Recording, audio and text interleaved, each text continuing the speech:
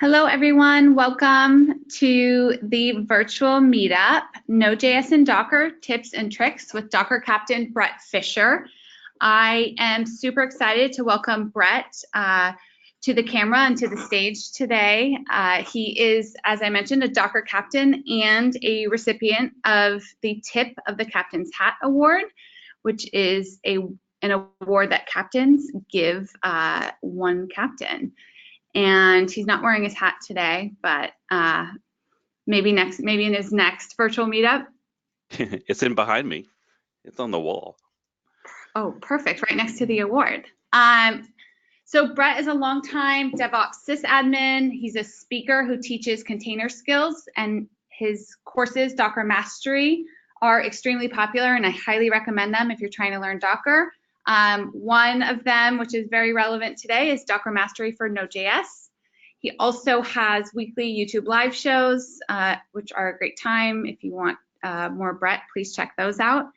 And he consults to companies adopting Docker. He's based out of Virginia Beach. He tweets at Bret Fisher.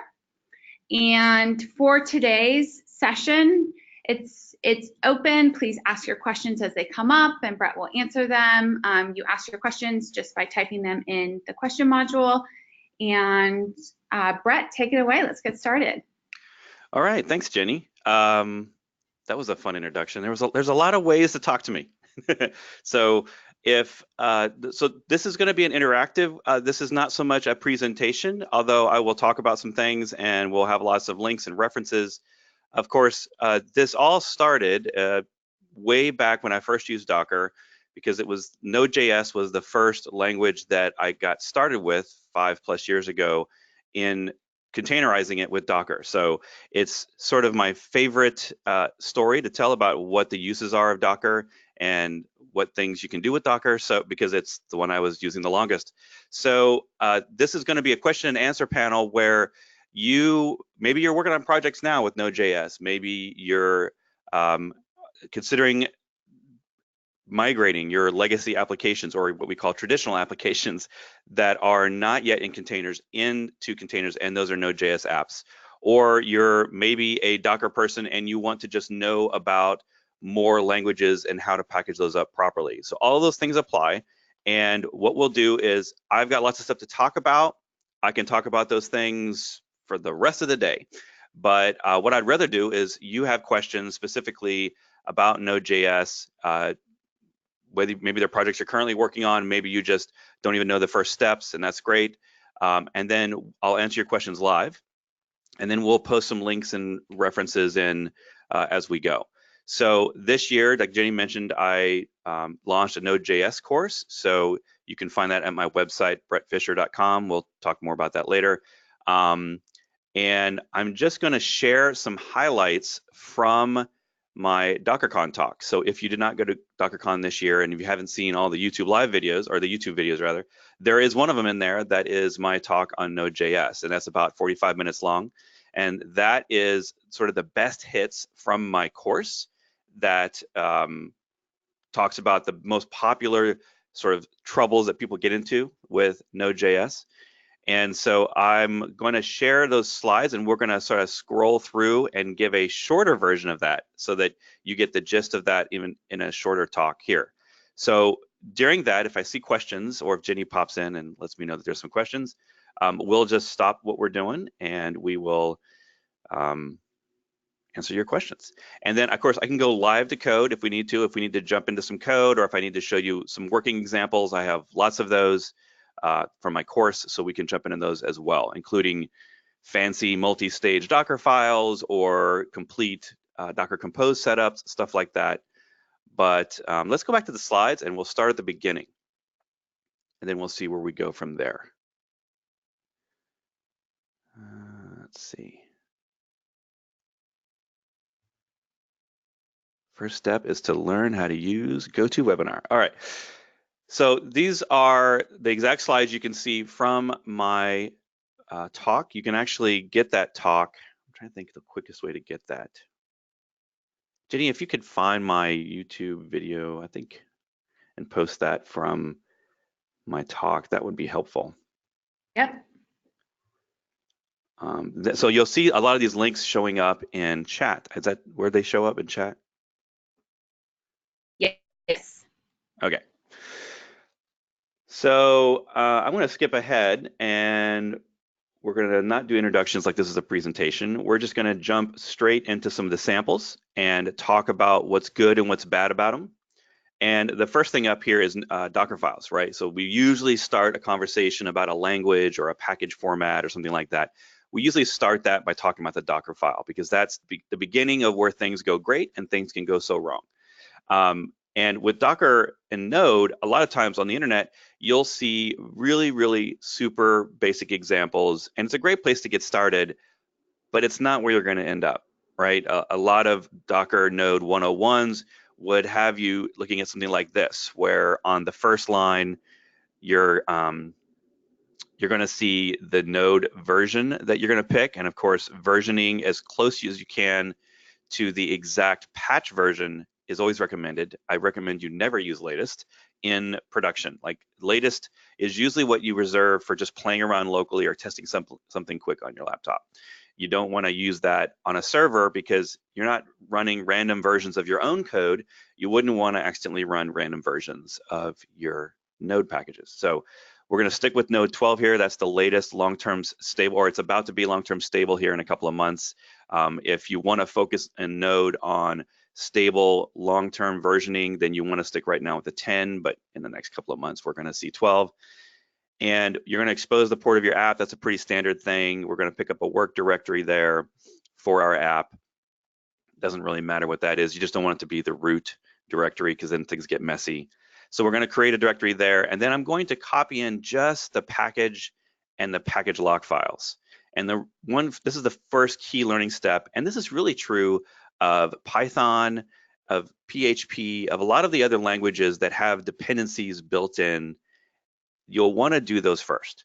You don't want to copy everything in first and then do an npm install, because we won't be able to take advantage of Docker's build cache. And the build cache says every single line goes after the line before it. And if a line, let's say line 7, were to change, or the files that it's copying in were to change, then it's going to bust or not cache the lines below it, right? So if you've been around Docker a little bit, you probably know that rule, because you've experienced doing Docker builds and they were always rebuilding the whole thing. And in this case, if I were to move the copy line, if I get rid of that copy line and just have the copy ... in line 11, and if I move that one up, then that would mean every time my code changed, then the npm install would have to rerun, and we definitely don't want that. So with all of these languages that have their dependencies in a dependency file and they're installed separately, you want to copy in the dependency file first, then you want to install the dependencies, then you want to copy in your code. And that's what we're doing here with Node and npm. You'll also notice on the run line for npm that it has the cache clean, and that cache clean, you can look at that at other. Apt has a similar thing where apt has a cache.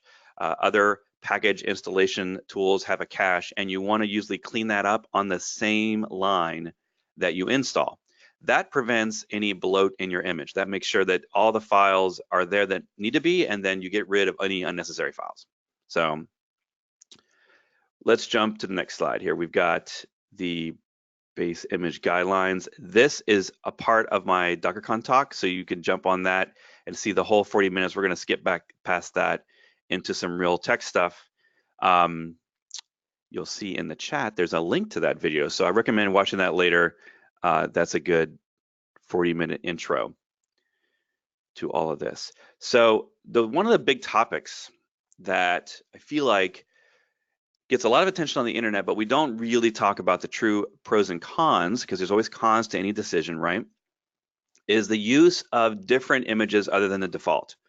And with a default, you're getting Debian. In case you didn't realize, if you just type in from Node, you're getting a rather large Debian instance of Node, and that image is designed for all sorts of uses. So they include lots and lots of packages. They include the build tools in case you need to build binaries, compile C code, stuff like that, in case you have certain node dependencies that need to build on top of that OS, right? So you're going to get like an image that's 700-800 meg probably.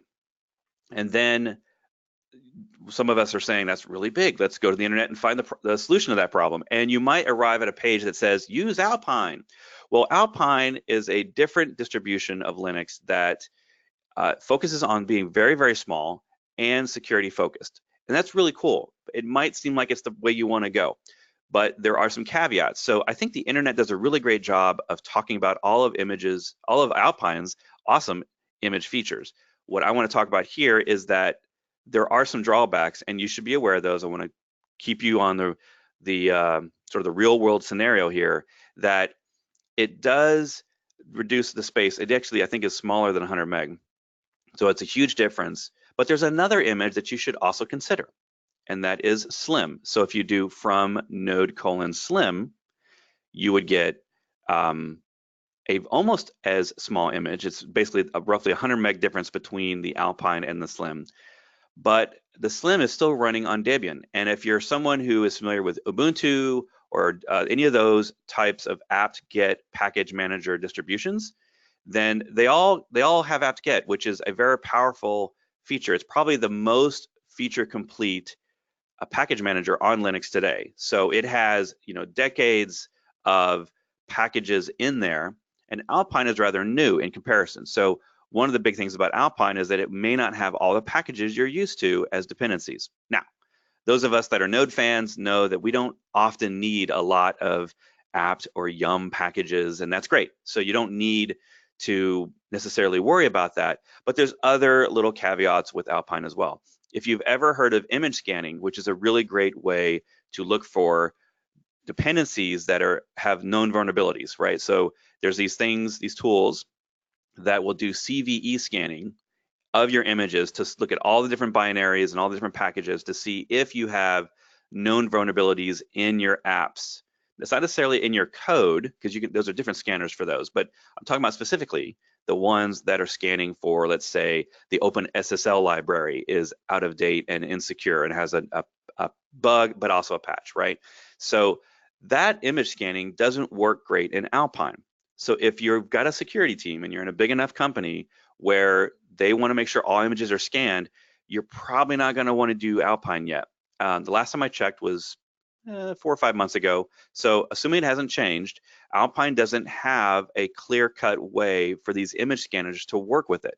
So it'll basically get scanned and then come away with no known vulnerabilities, but there's actually possibly vulnerabilities in there that these scanners just couldn't find because of Alpine not providing. Essentially, they need to provide a little translation file to these scanners to say, hey, oh, you're looking for OpenSSL? Well, it's over here. Oh, you're looking for Apache web server or something? It's over here, right? And those things aren't as mature in Alpine yet. So if you're enterprise focused, if you're talking about image scanning and stuff like that, and quite honestly, if you have a security team that wants to focus on a standard release across all their tooling and all their servers, then you might want to not consider Alpine and stick with the Debian Slim option. I love to use the Slim. In fact, just yesterday, I was working on a new project that used Puppeteer. It's an NPM add-on that allows you to scan websites, right? And there was a known issue with permissions in Alpine with that tool. So if I was using the Alpine image, I kept getting errors. But if I shift over to Debian Slim, I no longer had those problems, and it kind of fixed it. So there are multiple issues over the years I've had with Alpine, and that's not to say that Alpine doesn't have its advantages. It's a great distribution, and if you can get away with it, if you can use it, then by all means, you're definitely going to save a lot of space, and you're not going to have near as many things installed. But it does have its pros and cons there. So you definitely need to evaluate it, consider it as a part of your approach, right? And hopefully it'll get better. Hopefully the security scanning will get fixed and a lot of these other issues will go away, and that we can all enjoy smaller images someday, right? All right, so this is just a quick image. This shows you actually the difference between all those that I was talking about. So if you didn't realize, a lot of the official images come with different types of images, not just versions. So you might go check out other languages like Python or possibly Go or .NET. Often they will have larger images and smaller images. Some might have an SDK in them, some might be just for running binaries, you know. So definitely look at those. There's more than just the versioning that you need to care about when you talk about official images. And in this case, we're looking at 3 on the top, the Slim, the Default, and the Alpine, and you can see how widely different the sizes are. And then there are also other releases of Debian as the underlying image. So if you needed Stretch or Jesse, for example, specifically, you could be very specific in those tags to use maybe older releases of Debian if in case your company needs to use that. So if you didn't know, Docker keeps all previous image builds around for these official images. So even if you're using an older image like Node 6 or Node 8, those images still exist in the Docker Hub. So you can still get those, and you know, because if you have legacy apps that you can't move forward yet and you don't have maybe the control of that app and you're just having to manage the Docker file, well, those are still there. So you can go get them, and you can use Docker search for that. If you ever use that on the command line, you can use just Docker search. All right, so those are the 2 we were talking about, Slim and Alpine, but I think you get the point on images. Now let's talk about the next topic here. So this is sort of like a hidden gem. The hidden gem here is that the node images come out of the box with a node user or a non-root user. So if you just build a vanilla Docker file, like we saw earlier, right? That basic first slide, I'll go back to that one real quick. You'll notice in here that doesn't mention anything about the user that's running it. And with Docker files, the default is root, or it's the default of whatever the from image is coming from, right? So whatever image you're depending on, then it's the default of that. So in this case, the node images and all the official images, the node will start as root. So the node binary. Now, that might be necessary for your app. You might need to do that, but you don't have to do that. And in fact, out of the box, they make it easier for you, because what the node images do is they create a user for you called node. They just don't activate it. And the real reason I think that they do that, and of course, nobody's told me, but if you've ever played with this stuff long enough, you've realized that changing the user out, like I do in the second line here, user node, that does create complexity and problems sometimes. So you have to worry then about, what do I do with my APK or my apt-gets or my yum installs, or how do I do npm installs globally if I'm not root, right? So there's some of those things that do require you to switch back and forth. And the cool thing about Docker files is that you can switch back and forth. You can go user root, do some things, and then later on go user node, do some things. So it's flexible enough to allow you to do that.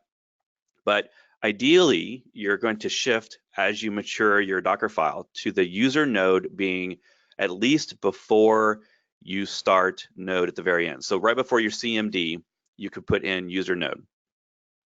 And then your app is going to run not just in a container that is segmented and controlled, but also least privilege in that container, so that even if some bad person gets into the Node app and finds a vulnerability in your Node dependencies or something with Node itself, and is able to start accessing remotely that file system in the container, they won't even be root in the container. So they couldn't install other tools or something like that.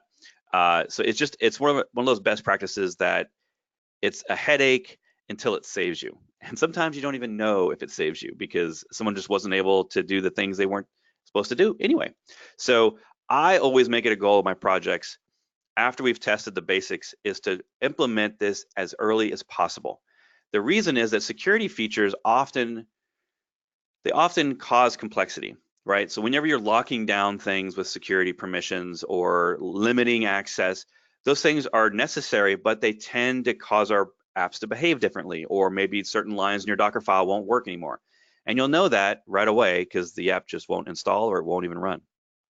So I recommend you do this early in your process, and that way you have plenty of time to work out the issues, because if you wait until the very end before, let's say there's a deadline to release your project and the week before you're changing this out, it possibly would change permissions, right? It might make you have to chown something like I showed down here in the last line. You might have to do more in your Docker file to change the permissions of files. Like let's say you have users that have to upload files in your Node app and they have to save them somewhere.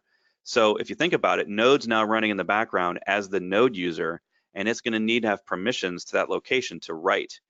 And if it was root all along, root's got access everywhere. So you would never have any permissions there. You wouldn't have permissions problems. But if you have the Node user, you may.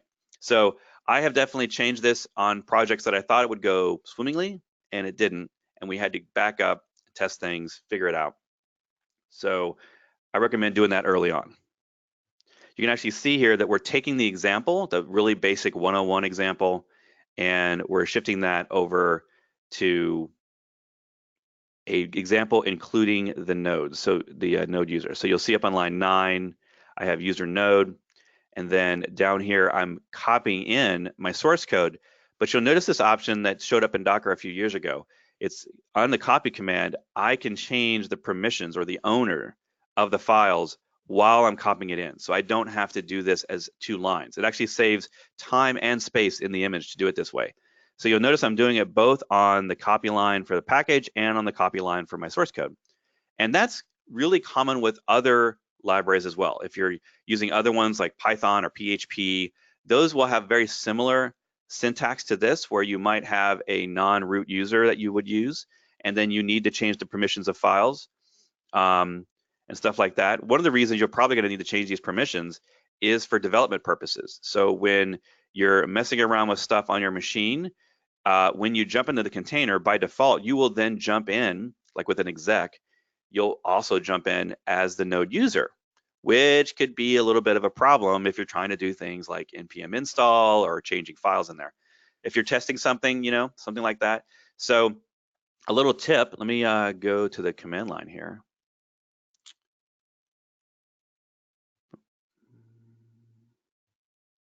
Let me go over to iTerm. So I'm in iTerm and I'm not actually in a sample, but if you did a Docker compose up, let me jump in one real quick.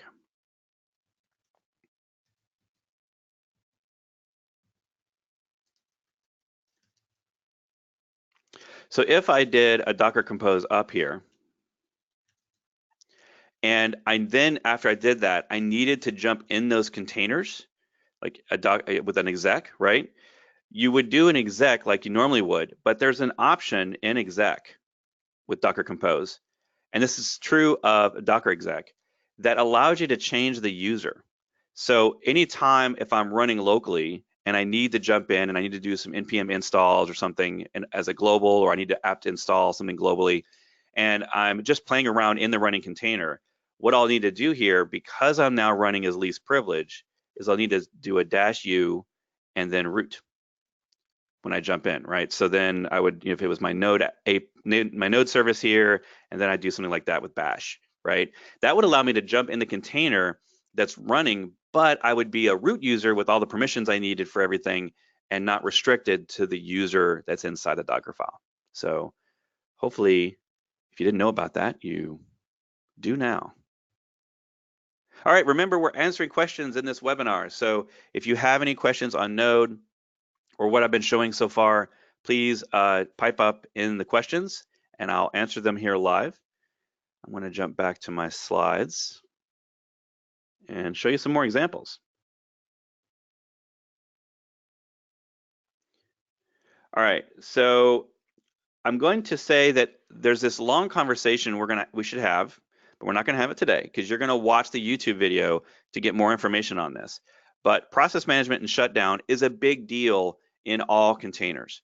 When you go from traditional apps to containers, one of the things that's naturally going to change is velocity of your change. You're going to end up replacing your containers more often, and that's one of the whole goals of us containerizing workloads, is to be more agile and to be able to replace things quicker, to deploy our applications faster, and to improve the speed of just taking code from a developer and putting it into production, right? That whole pipeline needs to speed up. And we're always fighting that, right? We're always trying to make that round trip faster, from developer committing some code all the way through test and CI and deployments on the servers, right? This fundamentally means that your apps have to be better at starting up and, more importantly, shutting down. And so when I talk about graceful shutdown, what I'm really saying is that your app properly receives signals from Linux or Windows, but in this case, most of the time with Node, we're talking about Linux, right? So if you're shutting down that container, it needs to properly receive signals from the host that we call SIGINT, and then it needs to decide what to do with that. If it's a web server, then it needs to handle the TCP connections that are coming into it, and it shouldn't just kill everything immediately, right? That's not a good shutdown strategy. Eventually, you're going to make someone upset because you're not going to do it gracefully. You're going to sever connections and all that. So that's the default with Node, and a lot of other scripting languages are the same way.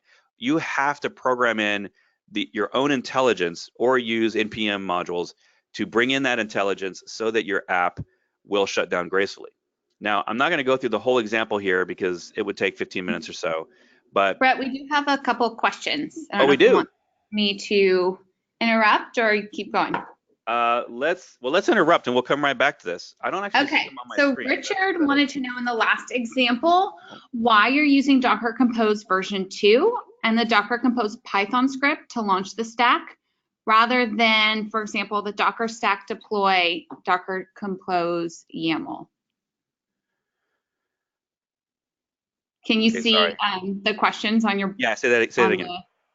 Okay. Why are you using Docker Compose version 2 and the Docker Compose Python script to launch the stack, rather than, for example, Docker stack deploy Docker Compose YAML? Okay, so Docker Compose is a command line utility for test and dev. And so in that example, I was talking about a developer. This is a great question, actually. Talking about a developer working locally on their machine. A Docker stack is for Docker Swarm, or now for Kubernetes. And those are more for production. Of course, if you're a dev test person, if you're running DevOps stuff and you're wanting to test things locally, then sure, you would make a stack file with YAML and deploy that in a stack. But when you're doing local dev and test, mostly for development, right? Docker Compose is your tool. It's the best tool. It has way more features for that than something like Stacks would or Swarm. So the recommended workflow here is that once you've got, let's see, like once I'm in this directory, this is a sample app. So the app is in the directory result, and I have a Docker Compose file here. You're still showing slides, if that's... Yeah, I'm showing slides. I just realized that. Thank you. All right, let me jump out there. So this is a sample directory where I have my Node app as a subdirectory. Normally that's not the case, but in this example, I have it as a subdirectory. And then the Docker Compose file is sitting here in the root. And so my expectation is for a developer is going to run this Docker Compose command line with this Docker Compose file locally for dev and test. And then they can use YAML and create stack files for production servers that are running Swarm or Kubernetes, right? So typically, unless you're a single person running a small app on a couple of servers yourself, you're not going to be able to get away with a single YAML file to use for both Docker Compose and for Swarm. That's just not a real world scenario that's usually possible. A great example of why not is often your apps will have database backends. And usually in the cloud, you're using the cloud provided databases. But in local Docker Compose, you're going to want some sort of local database, right? So typically that's just one example of why your Docker Compose locally will be different than the Docker Compose for production. So typically what I'll see is in a larger team, let's say you have 3 or 4 or 5 developers, maybe a couple of people that are focused on the DevOps stuff, they will have a Docker Compose as the default here. Then they will have one called an override, which we can talk about in a second if you're interested more. Put that in questions if you're interested about overrides. I can talk about that. But overrides allow a local developer to override settings without changing the defaults inside Docker Compose. And that's something that you might exclude from your Git repo so that you can do that. So the next thing here is you would have another Docker Compose file or even a separate repo for just your DevOps server stuff that would have the production focused Compose file. So The reason that I used, to your other side of your question, why I used version 2, version 3, version 2 and version 3 are different paths. They bifurcated the functionality a little bit. So for local development, version 2 has more features than version 3. And in fact, if you look back, one of the confusions around Docker Compose file versions is to think that version 3 always should replace version 2, and that's not true. Version 2 has functionality like depends on health check scripts, which I can actually show you here. Let's get into the result. So in here, I have a Docker Compose file. I think this might be the one I'm looking for.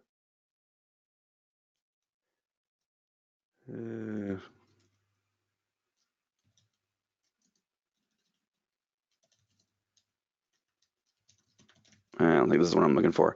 But we're going to show it nonetheless, because it'll prove it'll talk about the thing I want to talk about. So Docker Compose version 2 here, 2.4 is the current, I believe, is the current maximum version of 2, and it has several features that we don't have yet in this file, but several features here that I can show you. But they include health checks connected to depends on. And this is a key feature when you're developing locally, and some people call it wait for scripts or wait for features. And that is if you have an application that is designed to look for a database, and if it can't find it, it just crashes, then when you're doing a Docker Compose up locally, because databases take a while, right, your apps may take longer to spin up. And so they'll just be in a crash loop. And that, isn't a great experience when you're on a local machine. With Compose by default, it won't always restart it, and you may not want it to constantly restart it, especially if you're on your battery, right? Because that'll chew up a bunch of CPU time. So one of the things we do locally, and let's see if I can find an example. One of the things you do locally is you do the 2.4 version of Compose, which is designed for local development workflows. Version 3 is designed for production swarm, all right? So they do have compatibility with each other. So you can technically use a 3 version with Docker Compose locally, but you lose features that way for your local Docker Compose. And let me just see if I can find this one in my examples. Yeah. Okay, so maybe we do have it in here.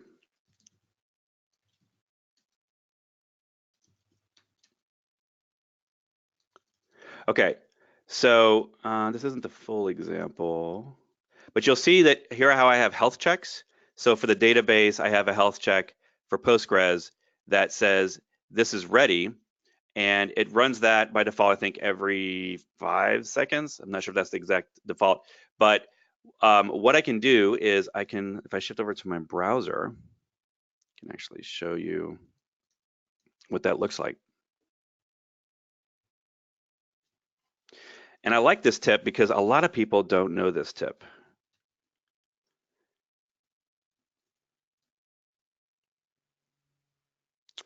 All right, let me share this.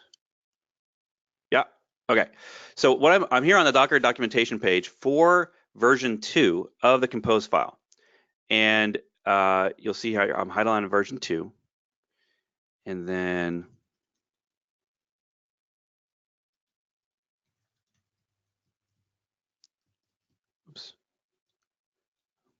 if I look for the depends on feature, most people will tell you, depends on doesn't really work well because it doesn't really wait for the app to be ready. And that's true of version 3 or version 2 if you only do this part. But if you scroll down, you'll see another example. Let me see if I can zoom in on this. And this example is pretty great. So what this is doing is this is adding a condition to that depends on that says, hey, don't bring up my web service until my database is healthy because of a health check it has. So step 1, got to have health checks in there for all your services that you want to depend on. Step 2 is to add the depends on to your version 2 Compose files. And then step 3 is to add the condition that says service healthy. By default, it's really just service started if you use the depends on without any dependencies there in the condition. It just means it starts the service, which doesn't always work. So one of the real reasons I advocate for using this version 2 file locally is because Docker Compose is the best tool for development, and it's ideal in that use case. I always throw these conditions in when I'm working in an environment where the apps are they don't have their own waiting for built-in retries, right? They're apps that are maybe legacy and they're gonna restart, they're gonna crash. And I'd rather not put in little scripts and entry points. Some people say you can do that, but that only helps you on startup. It doesn't help you when things crash in the middle, right?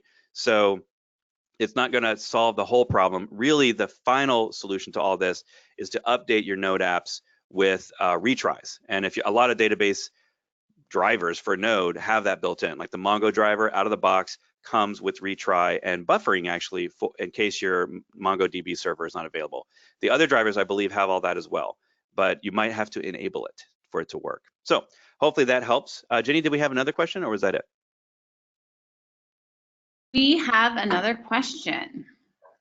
What is the perfect way to connect Mongo image with Node app? Ooh, well, that kind of just was answered. So you're going to do that in the compose file, and you're going to have it as separate services in the same compose file. If we're talking about local compose for development, you're going to do all the same things I just talked about. So you're going to make it a 2.4 version file. You're going to add in health checks to the Mongo. And if you're curious about health checks, if you just Google around,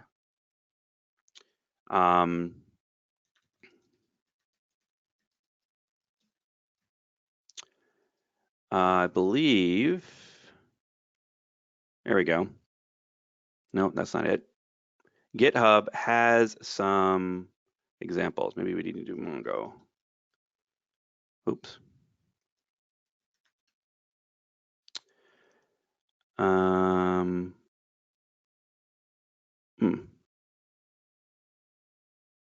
don't think that's it. All right, let me search for a second. Let me look at my bookmarks.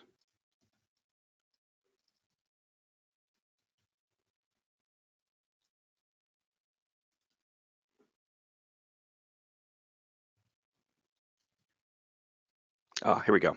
Got it. So for Mongo or for Postgres or for MySQL, there are examples. And so if you look in this GitHub repo, it's under docker-library/health check. So the Docker library is where the official images are stored, not necessarily the images themselves, but the Docker files for the official images. And then they created another repo in there in that organization for health checks. And you'll see that there's a bunch of common persistent data tools here. We got Cassandra, we've got RabbitMQ, we've got Redis, and one of those in here is Mongo. So the cool thing here is that you don't have to invent a health check for your databases, because in order for your apps to know that the database is ready, you're gonna need a health check on your database. And before you go into production, really all of your apps should have health checks. So that's a little bit of a soapbox thing for me. I get up on my soapbox and I preach health checks. But here you can see there's a Mongo one. They give you a good example here of essentially doing a quick Mongo command from inside a script. And you can run that either every 5 seconds or maybe every 30 seconds, depending on, you gotta have that balance, right? Because if you have it running every second, then it's doing a lot of processing and it'll actually create some CPU work on your machine. You don't really want that. So check that one out. It shows you how to use it in the Docker file, so you can just build it into your Docker files instead of, so that you don't have to have it in your compose file. But if you want it in your compose file, that's what you would do, is what I showed the example of over here. Is you would have, the Mongo server. Let's see if I even have an example of Mongo. Oh, let's limit that to, so I don't think, oh, there we go, yeah. Here's my example. So this is a Docker Compose file with Mongo built in. So I have a front-end Nginx image that is in front of my API. Then I have a Node image, and you'll notice how that Node image has the health check for itself, as well as it depends on the Postgres, the Mongo. It's using all of them. I don't know why you would need all three types of databases, but I'm showing the example here, and they're depending on that service being healthy. And then each one of these, you can see the example. And this really is me stealing the example from that GitHub repo I just showed you. So it's showing those default commands, trying to get results back, essentially ensuring that the database is up. So that is one of the things you need to worry about. Obviously, with Mongo, there's lots of things like backups. You might want to worry about importing sort of dummy or sample data. And some of those things, another tip, you can check out my GitHub repo. If you're into Swarm specifically, because this is a little bit focused on Swarm, but you can get lessons from this for regular Docker Compose. So this is over at GitHub. Let me post this link in. Put that in chat. Oh, I don't want to do it to organizers. I want to do it to, oh, I guess I can only do it to organizers. All right, so yeah, so if you get that link, github.com/Bret Fisher/dog versus cat. This is a bunch of samples for Swarm, but a lot of it's YAML, that's just Compose YAML, right? So you can use some of this for a local dev and test too. And one of those things I show off there is a really simple example of backing up a database in your YAML file. So let me see if, no, it's not that one, it's this one. So in the stack ghost file here, I have a very simplistic example of showing how I create a service in my same stack file, and I just call it DB backup. And I'm using the same image that you would use for your database. And then I change the command to simply be it's a shell command. And it does a shell loop that runs every hour, essentially. And so you'll see like while true is here, do a MySQL dump. And it even uses a secrets file to pass in the database password, and then it backs it up to a file. It automatically names and dates it properly, and then it sleeps for an hour, and then it repeats. So this is a really simple example. I personally, if it was me, if I'm in the cloud, I'm gonna be using the cloud databases and their high availability tools and their backup tools. So I'm not necessarily gonna be running my databases in containers. There's nothing wrong with running databases in containers, but it's a lot of work. Like you gotta set up the replication and the redundancy and the monitoring and all that stuff. So I much rather in the cloud just use their stuff and then keep my cluster of Swarm or Kubernetes, I keep it simpler because I don't have to worry about so many persistent databases. So you'll see here that it connects the secret and it connects a backup volume, so that way it backs it up to maybe an EBS disk or something that's gonna store it for a long time. So you get the point, right? That's another thing you need to concern yourself with, and you can do that in YAML as well. You don't necessarily need something outside of Docker to do that. But hopefully that'll help, and that answers some questions for you. And that's the only questions we have. Richard and Satish, if that didn't answer your question, please ask another one or raise your hand, and you can follow up. But otherwise, I guess, Bret, back to the next tip. Yeah, thank you. Let's see what I want to talk about next. So we've talked a little bit about process management, but I want to give you an example of it. So again, remember this particular part, you can just watch that YouTube video and get the gist of that. But a summary of that is that you have shutdown signals, and Node apps don't capture those by default. And what I mean by capture is the way that it kind of works in the background. If you've done this stuff long enough, you've run into this problem and had to figure this all out. As a Linux, when you do a Docker stop or you're replacing a container in any tool, whether it's Kubernetes, Swarm, or Docker itself, Docker Compose, doesn't matter. They all send a signal to the container, expecting the app to see that signal and then to handle proper shutdown. So if you're running a database tool, it's going to see the SIGINT and it's going to properly save the files, take everything out of memory and store it on disk, stuff like that, right? That's why databases are things that tend to take a few seconds at least to shut down. So your apps should be taking advantage of this too. So over here, you're going to have a SIGINT coming into your container, and then you're going to need your code to see that, watch for it, and then if you, at the least, it's going to just do a process exit, right? It's just going to do a proper shutdown. If you don't even do that, then what will happen is that Docker will signal to your container, hey, you need to shut down, and the container won't do anything. It'll just say, I'm not listening. So Docker will wait. There's differences here. Docker will wait 10 seconds. Kubernetes will wait 30 seconds by default. You can change those. And it will wait. And then when that timeout hits, it will just kill your app, which means no connections are, managed, no proper healthy shutdown of anything. It just kills the app like it crashed. All right. And you don't want that in any production environment. Maybe it doesn't matter so much if you're on a static website that you don't really have to worry about connections too much, and it's something that you don't replace very often. But most of us aren't in that world anymore. Most of us have to replace our apps on a constant basis. We've got code shipping all the time. So what you're going to want to do is, there's several options. The first option is you can add in an init process. Docker comes shipped with one called Teeny. So do some Googling on that. I show some examples in my DockerCon talk. And then in my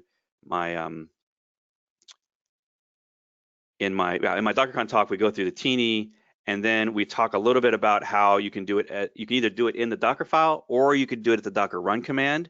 So if it's an app, let's say that you're the DevOps person and you can't change the code because it's not your app. So you might want to do that in the Docker file itself. So you bundle the Teeny process. And what Teeny is doing in the background is it's acting as that signal controller, and it's taking the signal from Linux and saying, okay, I know what to do with this. I'm going to tell Node how to shut down. And it smooths the experience a little bit. Your app won't wait 10 seconds to crash and all that stuff. So it's a good workaround, but it's not really the full solution long term. If you're going to have apps that are rapidly changing and that you have to concern yourself with connections, then you're going to want to do something a little bit more in code. That might look like this. Now, I don't expect you to read this code because it's a lot here, and you're not going to have time to copy it all down. But this would be basically one page of code. There's 22 lines of code here, and half of it's comments or spaces. So it's not much of code, but it's going to see those signals and then process a proper shutdown. Now, in this case, proper shutdown just means I'm going to stop my service. But really, if you're a web server, especially if you're like an API, or if maybe you have long polling or WebSockets or something like that, you're going to need to handle individual connections, and which means step one, you have to have a lot of code in there that can keep track of connections, because by default, Node doesn't necessarily keep track of connections. If you're using something like Express web servers, doesn't automatically keep track of all the connections. So there's something else out there that you might want to look at, and one of them is Stoppable. And I've used this before, but I'm not sure of its current status, whether it's well maintained. And you might find that you can just use the code and jump off from there and use your own thing. But Stoppable here is a URL, an npm repo that it will look and track every connection coming into your app. And then during the shutdown, right, when you get that SIGINT, it will send proper TCP FIN packets. This is getting a little into the networking nerdy stuff, but it'll send a proper FIN packet to that browser or remote endpoint or whatever's talking to your app, right? And that FIN packet essentially tells them, hey, finish this connection and create a new connection. When that happens, your application management, like your cluster tool, so either it's Compose or, well, not Compose, let's say Swarm or Kubernetes, right? The two big orchestrators, right? One of those, and it can be any version of Kubernetes on any platform. Those have load balancers typically in front of them that know about your shutdown. So if you're doing rolling updates, right, or blue-green deploys, they are aware of this, and when new connections come in, they will reroute them to a new container. And that's a key feature of those clusters, but to really make it a smooth, buttery, perfect process, you have to marry that with this FIN packet solution, where you're telling connections, hey, I'm done here with you, you need to restart, and so someone else can pick up the connection where I left off. And what's happening in the background is this will work along with your health checks and along with your cluster to properly reconnect users to a new container. And it kind of just works. When you get it all set up and you get the right pieces of the puzzle, it counts. The reason it has to count connections is because it has to know which ones are still there so that it can send them fin packets. Makes sense. So anyway, there's a lot more to that. I talk a lot about that in my course, and we talk a little bit more about that in the DockerCon video. But this is something that you should concern yourself with, and that's the real solution. If you're building a homegrown Node app, you definitely want to check out fin packets and stoppable and that kind of stuff. So, any more questions? I don't see any more questions. We are coming up on time, so if you do have any questions, now is the time to ask, or you can definitely tweet Bret and follow him and join a YouTube Live to get additional questions in. Yeah, and a last little tip before we run out of time while we're waiting on people for questions is that multi-stage is, one, it's your friend. If you haven't learned about it, definitely go check it out. It's in the Docker documentation. It's a feature that's been around a couple years that essentially allows you to put multiple Docker files into one. And that means that you can have flexibility and speed improvements and image size reduction all in a single Docker file. So I talk a lot about this in the DockerCon talk. So again, watch that video. I talk about it more in the course. But here's what it might look like. It's a little bit hard to see here, but let me can actually stretch that out a little bit. See if I can't zoom in a little. So on that code there, you'll see that I'm breaking it up into chunks. And that's kind of what you do with multi-stage. And each stage has its own from image, which is part of the magic of multi-stage. And you can see here that I'm taking a sort of a complete Docker file at the top there and then breaking it down. And so I have this one that's called, on the line 16, you'll see from prod as dev. And so that's me taking the previous image from the previous stage and then continuing it into a new stage.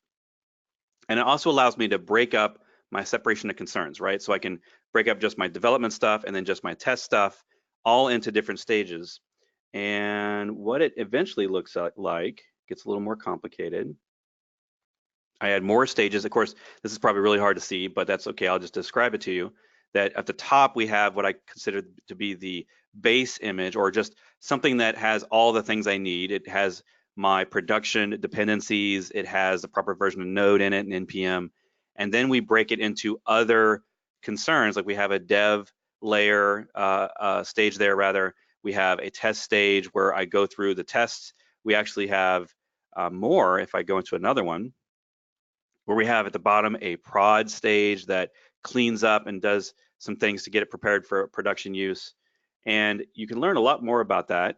Oh, here's another one. I don't want to forget this one. This one's also got security scanning and linting built in. So it's another stage, and you might consider that an optional stage. When you learn about multi-stage builds, you learn that you don't always have to build every stage. So certain stages you might just use for CI. And in this case, I've made a stage on line 22 here that's just for testing, that does not just test, but also does an ESLint and runs NPM test. And then eventually, I even have on line 30 here an audit stage that will run through doing an NPM audit to check for any NPM vulnerabilities. And then it'll do a tool called, this one is called Microscanner from Aquasec. This is an image scanner, kind of like what we talked about earlier with image scanning. And this scanner will scan through all of the stuff in the container to see if there's any known dependency vulnerabilities there. So those are different stages, and you may not run all of them all in the same time, but that'll get you started. If you're interested in this code, all this code is open source. Let me give you the repo for that. Make sure that I can find it.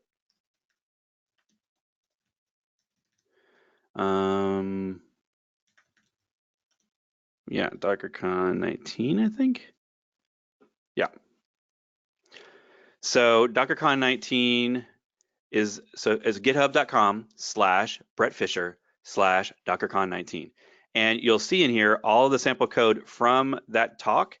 And also what I have the Docker files and the compose files, and so you can sort of follow along by following the numbers, and they build as they go. So you can see the first one and the second one gets a little more complicated and a little more complicated. And that's how every project should act, right? You start out simple with every project, and then you slowly mature over time, make it fancier, do multi-stage, do health checks, care about your connections, and you will keep yourself out of trouble. And then I'm just going to show you a summary slide, because let's summarize what we talked about.